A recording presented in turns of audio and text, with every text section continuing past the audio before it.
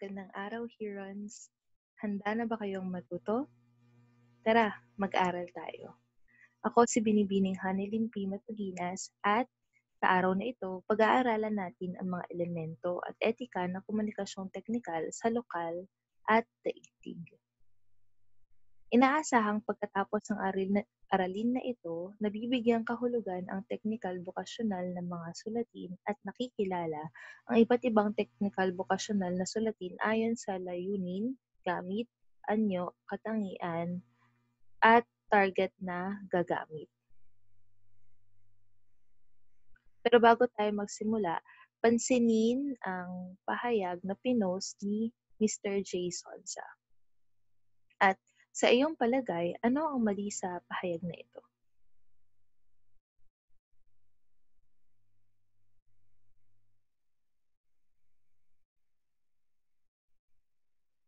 Pag-usapan natin.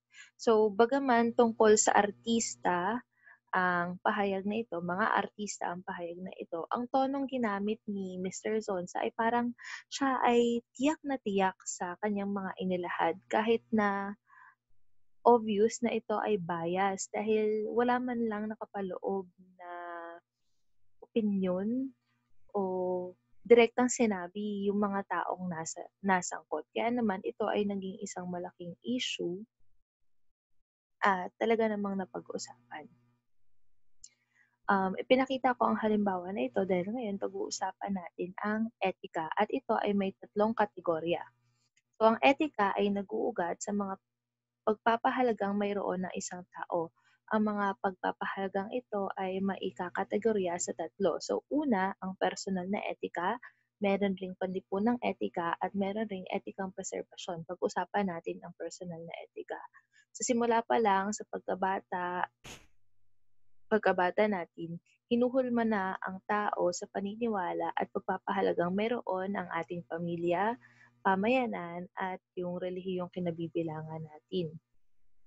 So, halimbawa, sa tuwing tayo ay nagugulat o nabibigla, iba-iba ang reaksyon ng tao. May ilang nagmumura, may ilang nagagalit, may ilang kinakabahan. At ang reaksyon natin ay kadalasang nag-uugat sa ating personal na etika. Sumunod ang panlipunang etika. Ito ay nagmula sa batas at mga pagpapahalagang panlipunan na kinalakhan ng isang tao. Merong 4 na kategorya, merong karapatan, hustisya, epekto at pagkalinga. Pag-usapan natin 'to. So ang karapatan ang tumutukoy sa karapatang itinakda ng batas para sa bawat tao katulad ng karapatang mabuhay, magpangalan, magkaroon ng disenteng buhay at makapag-aral. Ikalawa naman, hustisya. Ito ay tumutukoy sa pagbibigay ng patas na tingin sa bawat tao. Halimbawa, sa tuwing nagbibigay ang guro sa mga marka sa gawain ng mga mag-aaral. So, dapat may hustisya, dapat patas. Ikatlo, epekto. Ito ang pagsasaalang-alang ng interes ng nakararami kaysa sa interes ng iilan. Maaari itong maipakita, halimbawa, tuwing may pangkatang gawain, kung ikaw ay naatasang bilang leader. Pinapakinggan mo ba ang suhesyon ng iyong mga miyembro o paninindigan mo ang nais mong mangyari kahit na ito ay hindi naman pabor sa ilan sa iyong mga groupmates o ilan sa iyong mga miyembro? Kaapat, pagkalinga, nararapat na maging mapangalaga. So, lalo na ngayon, ito ay very evident dahil may pandemya na ipapakita ang pagtutulungan ng bawat isa sa isang pamayanan o sa isang lipunan. Ang ikatlong kategorya ng etika ay ang etikang preserbasyon. Ito ay nakatuon sa preserbasyon ng kapaligiran at ang impact ng mga ginagawa ng mga tao sa ating kapaligiran. Halimbawa, kung ikaw ay napag-isipan mo na dapat magdadala na ako ng sarili kong bote para sa aking inumin o para sa aking tubig, kesa na palagian ako bibili ng mineral water na nasa disposable bottle. Ibig sabihin, conscious kang nag-isip na kailangan mong pangalagaan ng kapaligiran. Kaya naman babawasan mo ang paggamit ng mga bagay na nasa disposable na lagayan. So, iyan ang etika. Ngayon naman, pag-uusapan natin ang mga pamantayan sa komunikasyong teknikal. So, merong siyam. So, una, tiyaking malinaw na maihahatid at maipapaunawa sa mambabasa ang lahat ng impormasyong kanilang kailangan. Halimbawa, kung ito ay user manual tungkol sa oven na ginagamit para sa pagluluto, tiyaking nakasaad dito lahat ng steps o lahat ng mga bagay na kailangan malaman para maayos na magamit ang oven at maiwasan ang pagkasira nito. Ikalawa, ilahad ang katotohanan sa pasulat na paraan.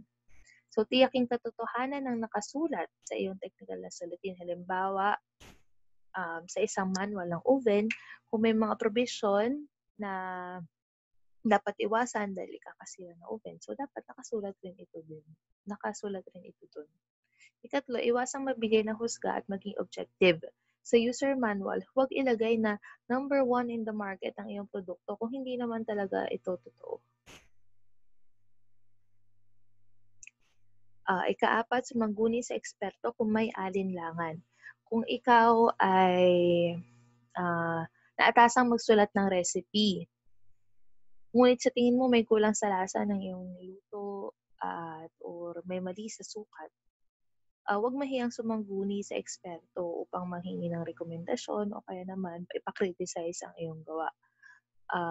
Para sa ikakabuti ito ng iyong sulatin at ng iyong output. Ikalima, huwag maging maligoy. Tandaan na ang teknikal na sulatin ay kadalasang maiksi at direkta. Direct to the point. Huwag gumamit ng mga salitang di sigurado katulad ng di umano, siguro, at iba pa. Tandaan na kung ikaw ay hindi sigurado sa isang ideya o sa isang impormasyon, wag mo na lang ito ilagay.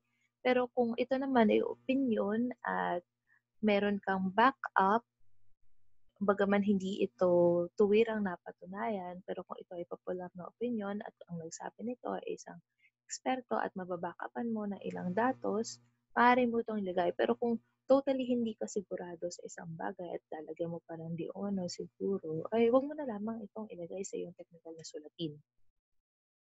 Sunod, itala ang lahat ng detalye o anggulo na makatutulong sa mambabasa. Balikan natin yung example na manual.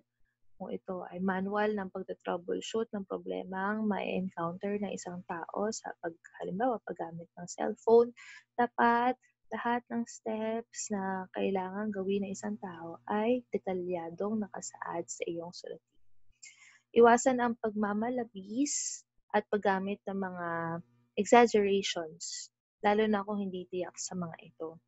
So, balikan natin yung number 1 in the market, o kaya naman fastest internet connectivity in the Philippines.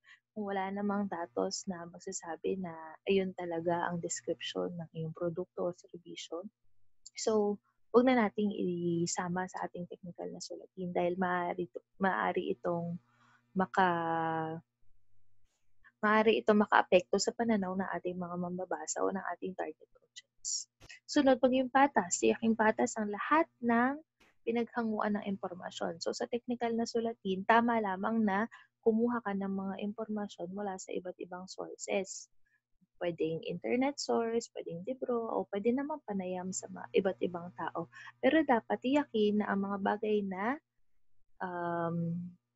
ilalagay mo sa iyong technical na sulatin, isasama mo sa iyong technical na sulatin ay galing sa mga patas na sources. Iwasan ang biases dahil nga objective ang technical na sulatin. At panghuli, kilalanin ang mga nagbigay ambag sa pagkabuo ng impormasyon. So, maaring ito ay sa pamamagitan ng larawan o sa pamamagitan ng pagbibigay ng mga ideya. Pero marapat lang na i-recognize mo sila. Maaari mong ilagay kung sino sila or kung saan mo ito nakuha sa iyong sanggunian. Ngayon naman, pag-aaralan natin ang tawid kulturang komunikasyon. So, mapapansin mo merong apat na hanay dito dahil nga ang kultura na kinalakihan ng isang tao ay tuwirang nakakaapekto sa kung paano ka magsulat. So, meron ditong 4 factors. Merong tungkol sa nilalaman, tungkol sa organisasyon ng ideya, tungkol sa estilo, at tungkol sa disenyo ng dokumento. So, depende kung saan inalathala ang isang bagay o kung sino ang gumawa nito at makikita mo may pagkakaiba-ibang mga ito. Ito ay ilan lamang sa mga halimbawa. So, para sa nilalaman o content, karamihan ng mga bansa sa Asia, kasama na ang Pilipinas, ay mas pinahahalagahan ang kredibilidad ng manunulat o kung saan mang organisasyon siya kasama o kung ano ang kinabibilangan niyang organisasyon. Dahil halimbawa, kung ang isang artikulo ay tungkol sa kalusugan, mas paniniwalaan ng mga tao kung ang nagsulat nito ay isang medical professional katulad ng doktor, kaysa naman sa kung ang nagsulat ay taong wala namang direktang kinalaman sa medisina. Para naman sa disenyo, um, depende sa bansa. May mga bansang nagsusulat simula sa taas pababa, may mga bansang nagsusulat o nagbabasa simula sa kanan pakaliwa. Sa Pilipinas tayo ay nagbabasa at nagsusulat simula sa kaliwa pa kanan. So iba-iba siya depende sa kultura na meron ang isang bansa o ang isang lugar.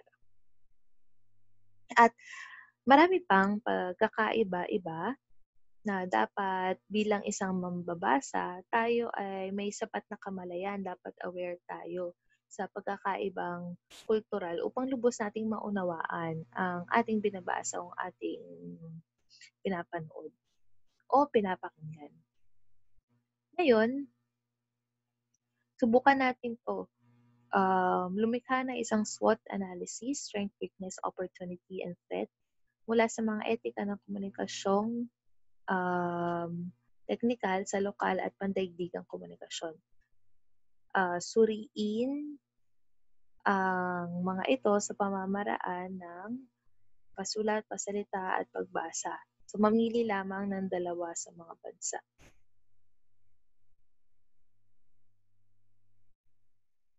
So, i-compare kung paano sila naiba sa pagsusulat, sa pagsasalita, at sa pagbabasa.